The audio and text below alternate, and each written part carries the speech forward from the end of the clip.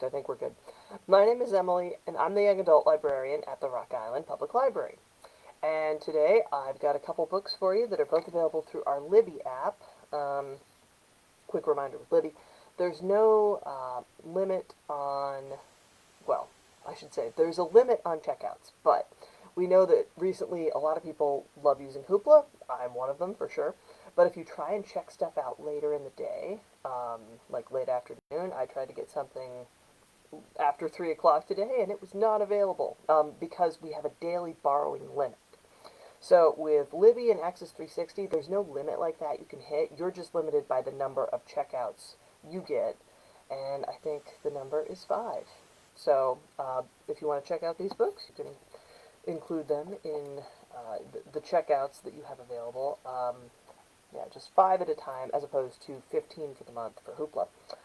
But first book today, this is The Rebound by Kwame Alexander. And this book is a prequel to The Crossover. Now, this is a series that has been adapted.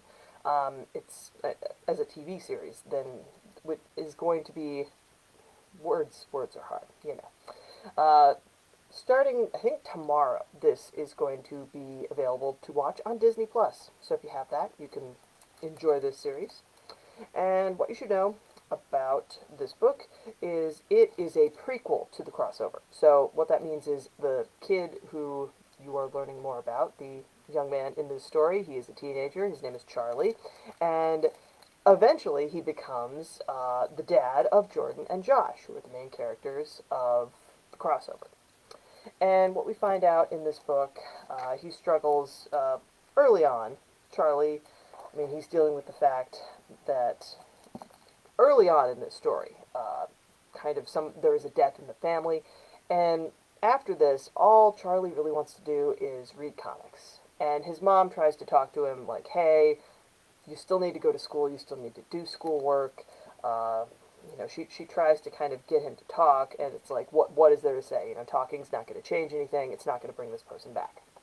So eventually what happens is Charlie is sent to spend the summer with his grandparents, which he is not thrilled about at first.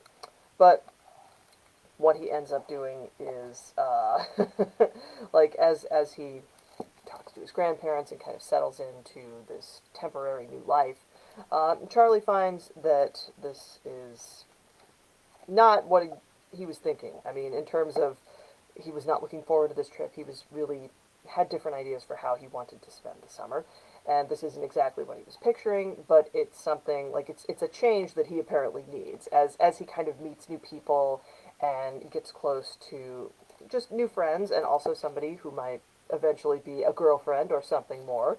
Charlie starts to think, okay, this person I've lost, I mean, this has been really hard, and it's not that it's getting easier, but it's becoming a different sort of loss, or grief becomes different when you have more people in your life, or you feel like, okay, I've kind of got a support system here, and in kind of just getting closer to his family, both mom and grandparents, Charlie starts to like kind of get back into basketball, which was important to him for sure. But after this death, he starts to think, well, what's the point of this? What's the point of anything? But I mean, things begin to change, and I will say this novel in verse. It is available through Libby, but it's also, I think, a novel and so ebook, but then e-audiobook, also available through Hoopla. So you can't get it there right now. Again, I mentioned the daily borrowing limit. But if you want to listen to this, I will say novels in verse. I like them as audiobooks, and I'm going to try and listen to more this year because, I mean, when you see a book, I tell kids this too. It's like sometimes you think, oh man, this book's like 400 pages. That's a lot. But when it's a novel in verse, I mean, that's like 3 hours of your life. And I would still recommend, check out the physical copy. Get a book you can look at because then you can see kind of these interstitial moments. There are these cool comic parts because again, Charlie loves comics, so this makes perfect sense. And yeah, I'm looking forward to this. I really enjoy, Kwame Alexander's books. I don't know. I've read a few by him, and this one gets back into this world where we've met this person, but at a very different point in his life. In the crossover, he's a husband, he's a dad. But at this point, he's a kid growing up and trying to figure out what is important to him and what he wants to work to pursue. But also, just it's a fun summer book. Like, this is one I'm probably going to bring because April is National Poetry Month, so I will bring it for book talks this month. But it's also the kind of book sometimes I would, in future, when there's not a new TV adaptation, I'll probably save it because it is also a fun summer book and just a kid kind of having a vacation that he thought he didn't want, but okay, as time passes, things get better. So, check this out. Next, this book is a graphic novel, manga, I should say, specifically, because I just ordered a bunch of manga for Libby, and this is Way of the House Husband. And in this book, you meet a guy named Tatsu. And this is another timely reference because Tatsu is basically the sort of person where if you're familiar with who John Wick is, and if you're not, spoilers, but Tatsu is who John Wick would be, maybe, if his wife was alive. Because he knows that his wife, she's got a career, her job is very important to her, and so he is the one who stays at home. Like, he was someone who, you see this person, and in the opening pages of this first manga, there's a lot of visual cues that indicate who Tatsu is. He is a former Yakuza, and we know this from the elaborate tattoos. Tattoos in Japan, traditionally, they don't mean... I mean, in America, if someone has tattoos, that usually means they wanted to get a tattoo of something. But elaborate tattoos like this, oftentimes in Japan, this is seen as, oh, somebody's involved in the Yakuza. So Tatsu was once known as the Immortal Dragon. But that's not him anymore. Now he makes breakfast and he makes lunch, and he doesn't just make any lunch. He makes like a very cute lunch for his wife to take to work, and he stays home, and he's the person who kind of cleans up, and I should say, this is very important, Tatsu brings the same level of intensity to being a house husband that he brought to killing people for the Japanese mafia. So, like, his wife, in the very first chapter, forgets her lunch at home, so he, like, hops on his bike and he's gonna take it.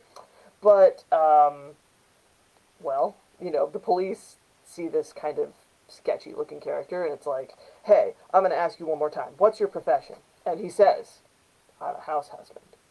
Which the police, they have a hard time believing, because it's like, hey, aren't you the Immortal Dragon? Legend has it he's the Yakuza who single-handedly broke up 10 rival factions in a single night, unarmed. The Immortal Dragon!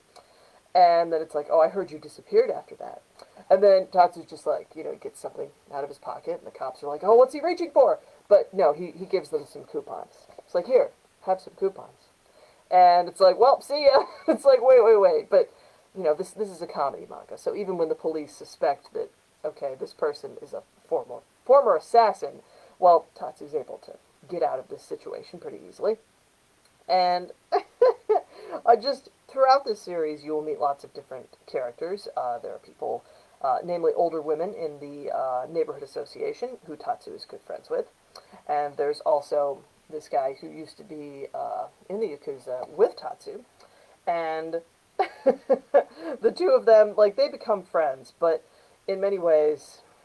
I mean, this younger person doesn't understand why Tatsu would change his entire life like this, and a lot of people are confused. But again, he explains more than once, my wife is a designer. She's a hard-working career woman, and as you can see, I'm a house husband.